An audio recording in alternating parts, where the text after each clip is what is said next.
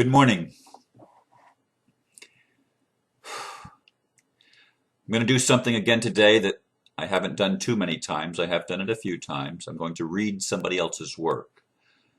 The title of my thing is called Ninth Wave, Barbara Hand Clow's Astrology for Now. And my little blurb, Barbara has been talking about the Ninth Wave and Carl Kalaman for some time now, and I certainly resonate with what she has to say from an astrological viewpoint. When I read her report, Scorpio New Moon, October 26th, 2011, in Mayan Magics, I knew I had to share it with everyone. Here's what she has to say about the time we are in right now. And of course, I will provide the link on YouTube in the more information or the memo. Anyway, let me read what Barbara had to say, and this is a report from yesterday, so it's really fresh. Global and individual balancing began with the fall equinox and was reinforced by the Libra new moon on September 27th. And now the time for truth and personal integrity has arrived. The Scorpio new moon's dark intensity reminds us to cleanse our emotions and see what still remains.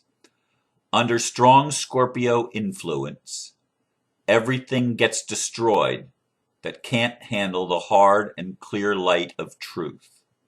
Pluto, the ruler of Scorpio, went direct on September 16th, the day before Occupy Wall Street began. So Scorpio cleansing is global. People are connecting to demand equal justice for all. This new moon is unusually influential because it arrives 2 days before the end of the Mayan calendar on October the 28th, 2011. We have reached the evolutionary turning point of our species, and we must each consider becoming intentional keepers of Earth. Those who continue to use Earth for their own desires with no consideration for the planet's multidimensional fields of creation are going to crash and burn. Those who accept their eco-sensitive creative mantle, the new aura of Gaia, are the new seeds for our planet's beautiful future. As October 28th arrives, the 9 underworlds of creation will rebirth many Earth keepers. This exciting new moon in Scorpio sets the field for the simultaneous culmination of 9 underworlds. The period from the new moon through midnight on October 28th will probably be remarkable and mystical, so I will examine it with great care. The creative agendas of the first 8 underworlds have been driven to completion during the intensely accelerated days of the universal underworld since March 9th, 2011. Many dualities are resolving as the allurement of oneness shifts the fractal fields, and many feel their personal design within this great cosmic weaving. The awakening of the cellular is complete, now that we realize that each cell is intelligent. The tree of life has borne fruit in all the species that evolved during the mammalian over 820 million years. These species discovered ways to share by discovering family bonding over 41 million years in the familial, and intelligence sharpened during the 2 million year tribal. Our hearts opened during the regional when we discovered the sacred, the numinous. We explored the desire to control and possess for 5,125 long years during the national. And then we sought security and comfort starting in 1755 during the planetary. Since the January 1999 opening of the galactic, we've connected ourselves by means of technology.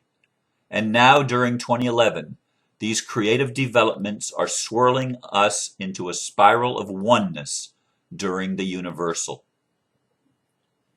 Our species will require hundreds, if not thousands of years to consciously process all the abuses that were the natural result of our rise to consciousness during the 16.4 billion years described by the calendar. Like trying to push a huge fallen tree erect, there is no turning back now. Now that we have attained fruition through these 9 phases of evolution, we will learn to respect the incredible intelligence of each cell, protect all species, value the genius of family bonding, admire the awesome power of mind, feel the power in our hearts, identify hierarchical power, bless nature's plenty, use technology as a tool, not a toy, and enjoy the bliss of oneness. We will invent the new world by co-creating reality in universal awareness. I am sure of this because I have faithfully followed the days and nights of the universal underworld this year. And I have seen irreversible new patterns taking shape. For example, the increasing bans on the use of nuclear energy for power. Now we are flying into the radical spiral. When this vortex calms down, we must identify what we have accomplished. Otherwise, we may not have the will and vision with which to go forward. So let's assess our progress, and then I will read this new moon to see how its field might help us embrace the simultaneous culmination of all 9 underworlds. Regarding a few issues this fall, Palestine requested statehood from the United Nations on the day of the fall equinox, which was a bold attempt to resolve the dangerous tension that festers in the Judeo-Christian Islamic vortex. The U.S. and its chosen allies have finished trashing Iraq and are winding down in Afghanistan. So they are casting around for other wars to guarantee business for the weapons manufacturers. On October 21st, Obama announced the removal of American troops from Iraq by Christmas, which inspired some wry comments in the October 22nd New York Times, quote, "The president's statement coming a day after the NATO air campaign hastened the death of Colonel Muammar al-Gaddafi in Libya, was laden with symbolism, making the ebb tide of a decade of American military engagements that began after the September 11th terrorist attacks. For Mr. Obama, whose rise to the White House was based partly on his opposition to the Iraq War, but who as president ordered a troop buildup in Afghanistan and intensified drone strikes against militants in the region, the announcement fulfills a campaign promise." End quote. War-weary Americans responded with little joy over this long-awaited moment, since senior Obama officials such as Joe Biden were already trumpeting the next new American way of war to citizens weary of ground combat in the Iraq and Afghanistan. Wow. The U.S. military spent only $1.1 billion in Libya and didn't lose a single life. Meanwhile, the U.S. Attorney General Eric Holder reported that his contacts in the war against the Mexican drug cartels told him Iran was behind the alleged plot to assassinate the Saudi Arabian ambassador in Washington.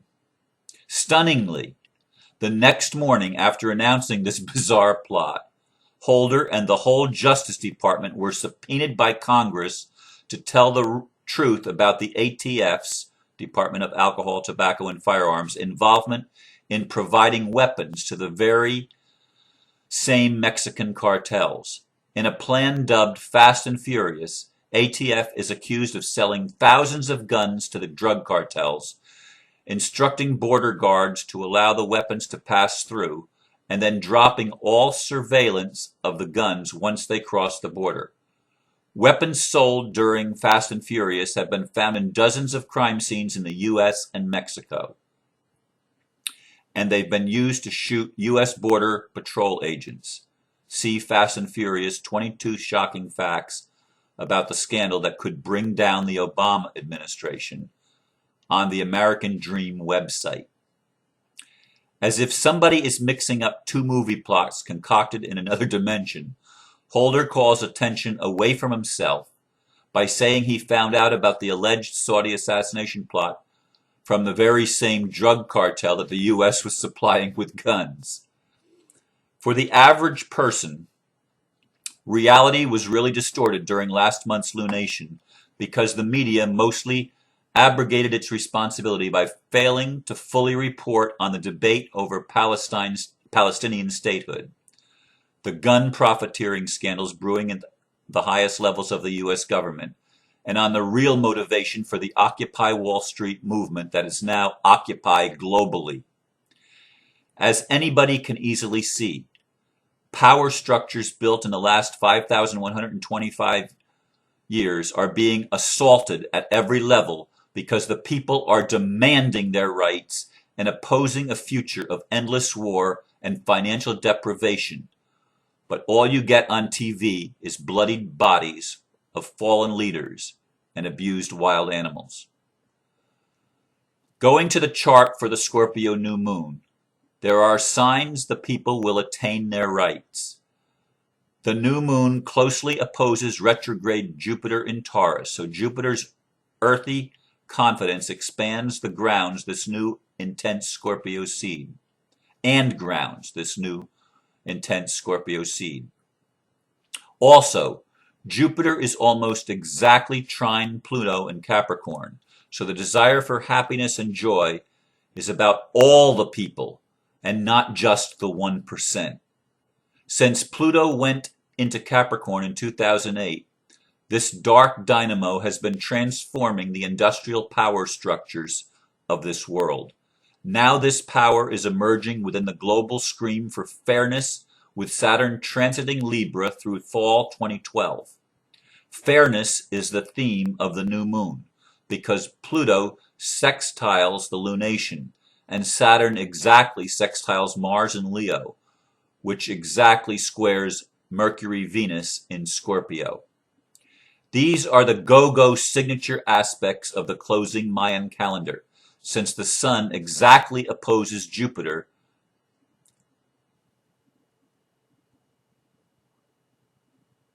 exactly trine on October 28th. Some people fear, especially the haves, that these scandals and demonstrations could end up creating a horrible global bloodbath like the French Revolution. But this is not the situation, because what we are seeing is the beginning of the end of 5,125 years of male-dominant abuse. This is a profound global movement with Chiron Neptune sextiling Pluto and sextiling Jupiter, and trining the new moon. These great changes are very healing because they aim for a spiritualized world, not just a struggle for democracy that is managed for a fee by the elite. Jupiter will go direct at 0 Taurus on Christmas Day 2011, a day when many people will celebrate the incarnation of light. The most intriguing aspect in this chart is Venus in Scorpio squaring Mars in Leo, because the square is exactly 30 minutes before the new moon. Wow. This means the great Plutonic cleanse is going to be expressed by equal female and male forces. We've seen this marriage in many of the revolutions in the world right now, especially in Egypt. Venus in Scorpio, entered October 8th, urges the expression of deep feelings, such as feeling the right of all species. She is the lioness that protects her cubs. Mars in Leo demands total courage and loyalty to truth and all beings. He is the lion that opens the heart. With this square, I expect to see the beginning of a global cry for the protection of wild animals, especially in light of the hideous massacre in Zanesville, Ohio in mid-October. The beautiful and passionate joining of male and female force during this new moon is like manna falling on the freedom movements, exactly the personal power that can carry the force during the simultaneous culmination of 9 underworlds. Saturn in Libra exactly sextiles Mars. Oh, I already read that. No, I didn't. Saturn in Libra exactly sextiles Mars in Leo. So this potent Venus-Mars square is stabilized by Saturn's struggle for justice. Each one of us will play a personal role in absorbing this culmination because we are the reflective aspects of evolution. The energy in the Occupy movement is so strong and well linked by social media that it can bowl over the resilient or the resistant elements of the powers that be, as we've seen in the Middle East. The elite clutches for the old safety systems of the national, planetary, and galactic underworlds. However, their greed has stolen the people's future, and people who have nothing will revolt. Mysteriously, a huge coronal mass ejection shot out of the sun on October 22nd that will blast Mars on the day of the new moon. During the culmination of the calendar, very unusual events have been going on in the solar system, and the sun has been very expressive. For example, a few months ago, a coronal mass ejection blasted Comet Elenin into pieces. The comet that some said was the comet of chastisement in Revelation. Ironically, the CME that will blast Mars during the new moon could herald the end of war in a real way. You should be watching the sun on spaceweather.com right now to see if another CME might seriously affect the solar system. A question for the calendar culmination is, how much will people really understand about what is actually going on? Ironically, plenty.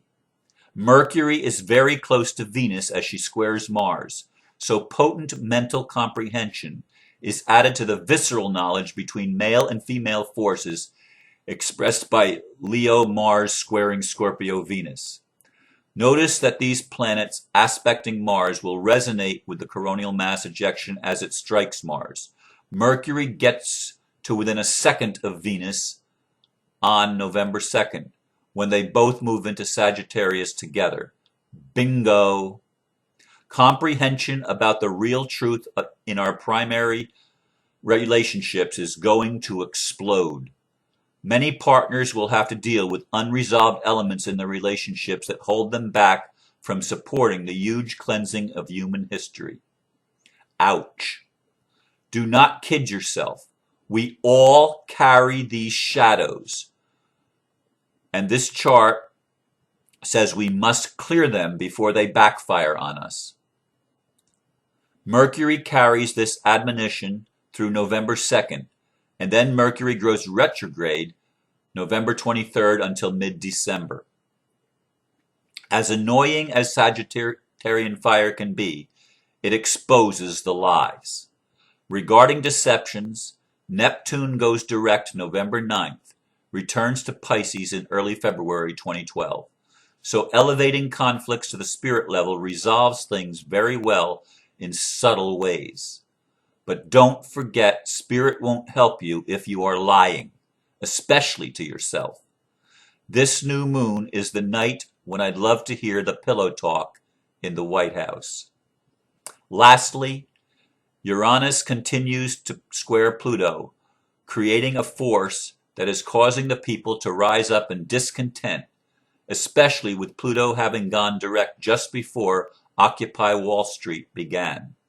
Since there will be 7 exact Uranus-Pluto squares during 2012 to 2015, this movement has only just begun.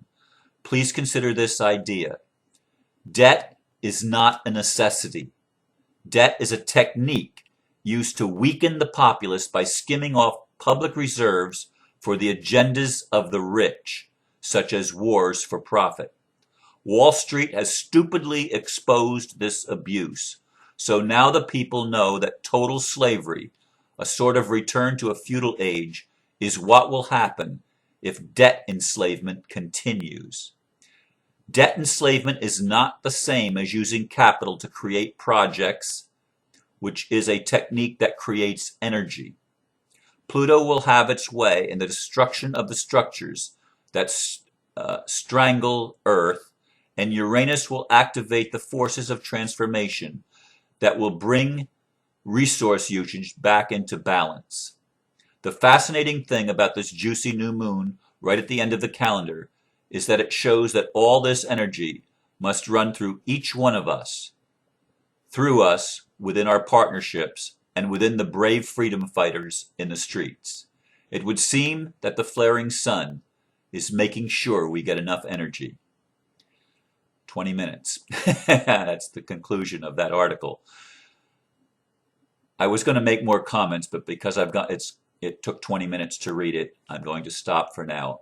Tomorrow is the final day in this 9th wave, and I will be doing a video then, and I will continue at least through 11/11/11 doing the daily videos for those of you that have been asking and wondering. Thank you again for listening, and namaste. May your day be beautiful. Thank you very much.